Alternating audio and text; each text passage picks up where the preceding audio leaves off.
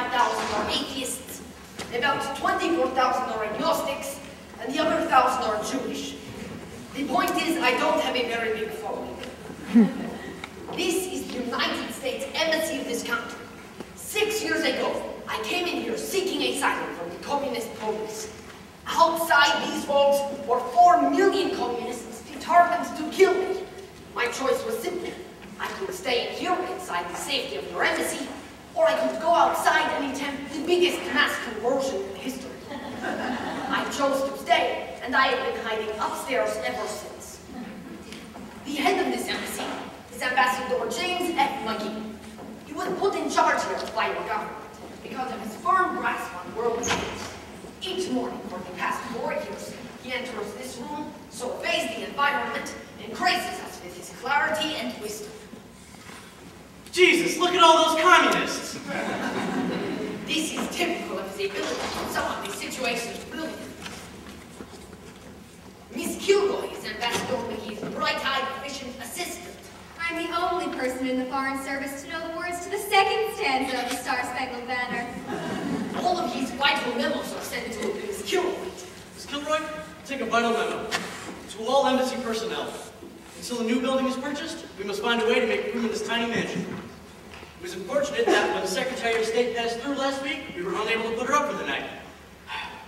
It was equally unfortunate that no one here recognized her. See that this does not happen again.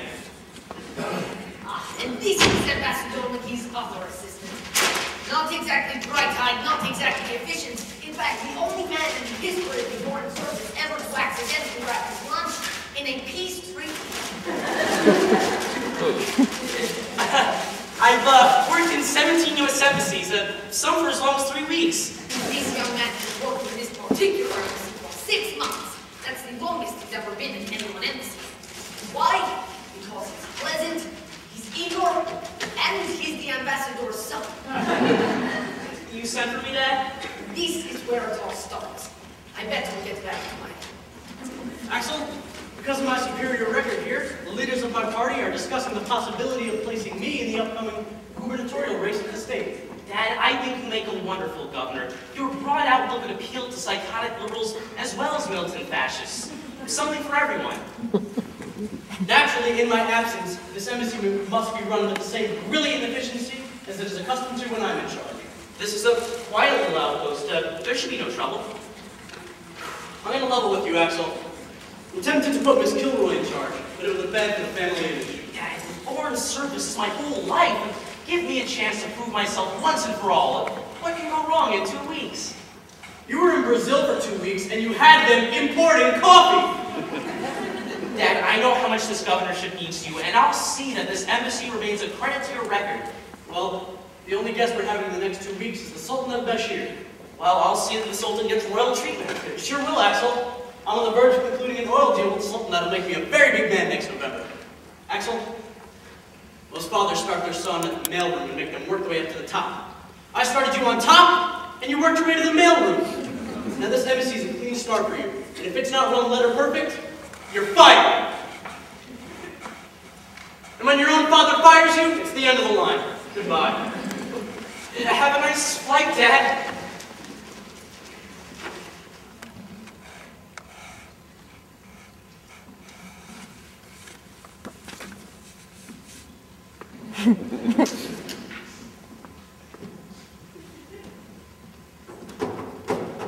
Miss Kilroy. You called? In the next 2 weeks, I am in charge of this embassy. Business will go on as usual, and it would mean a great deal to me to have your full cooperation. Your father should have known better than to leave in charge a man who was asked to leave Africa. That's not fair. Some of the best men in the Foreign Service have at one time or another been recalled from a country. Africa is a continent. You've been recalled from an entire continent. And what about Japan? You never mentioned that. Or the Soviet Union, you managed to cover that one up too. You know I've had some bad breaks career-wise. And you were hung in effigy in Panama. I admitted I was. Yes, but you didn't say it was by our own embassy.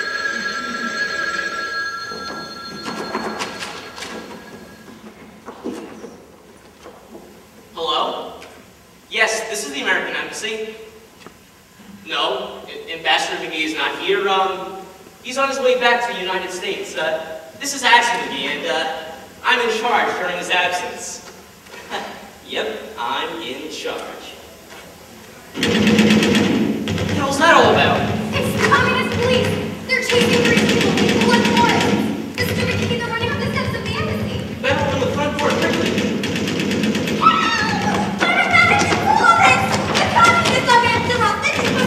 We're Americans, I swear. Believe me, Hershey Boss hates it. I pledge allegiance to the flag. We're the Republic on which it stands. It's the communist police. Some vacation, run!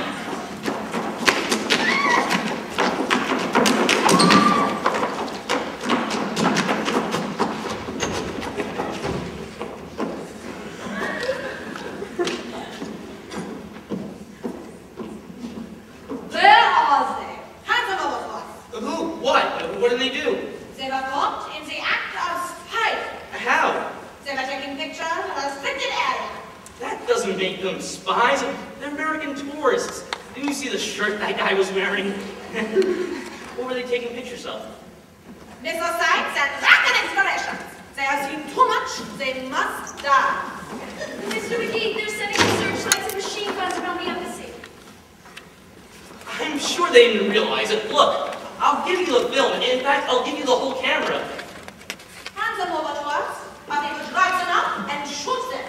This embassy is United States territory. Nobody can be dragged out of here and shot without the written consent of the American government. Leave these premises at once. Your behavior is an extreme violation of international conduct. Who are you? I'm Axel McGee. I'm in charge of this embassy during my father's absence, and I order you to leave at once. Guns or no guns, if you don't go, Miss Kilroy will throw you out. Mr. McGee, something is happening. Yes, Brigitte, I know. There are soldiers surrounding the house. They are staring into the kitchen. They won't hurt you. I can't cook if I'm being stared at.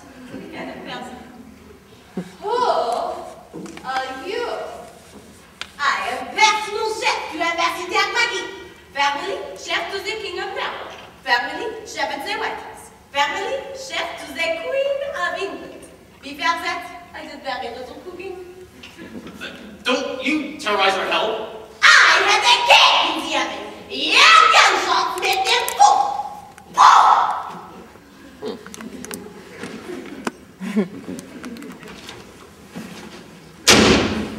Mr. McKee, stand firm. I'll lodge a formal protest. Wait, no, you stand firm. I'll lodge.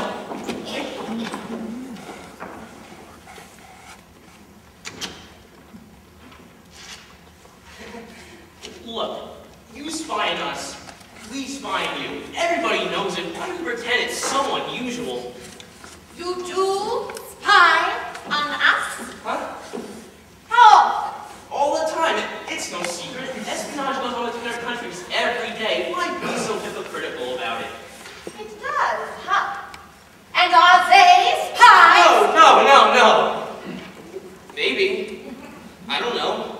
How do you know they are not spies? You have never seen them before. Are you going to tell me that your country doesn't send spies into the United States posing as tourists? So you admit they are spies? What if they are? That doesn't give you the right to enter this building illegally. You're going to start an international incident. This is not just an outrage, but a vicious and cruel attack on the whole free world. I wouldn't be surprised if France took our side. Protest, I have your Foreign Affairs Office on the phone. They want you to report back immediately. He admitted they are spies. You didn't, Mr. McGee. He admitted it. I have it all here on tape. I did, in a sense, Miss Hillary. You know, we spy, they spy. We do nothing of the sort! Actually, we do if you stop being so hypocritical. That's enough, Mr. McGee. We do spy. Will you speak louder, please? Now look, don't twist my words. You go barging in here with guns, and can you wonder why a brutal dictatorship gets a bad name?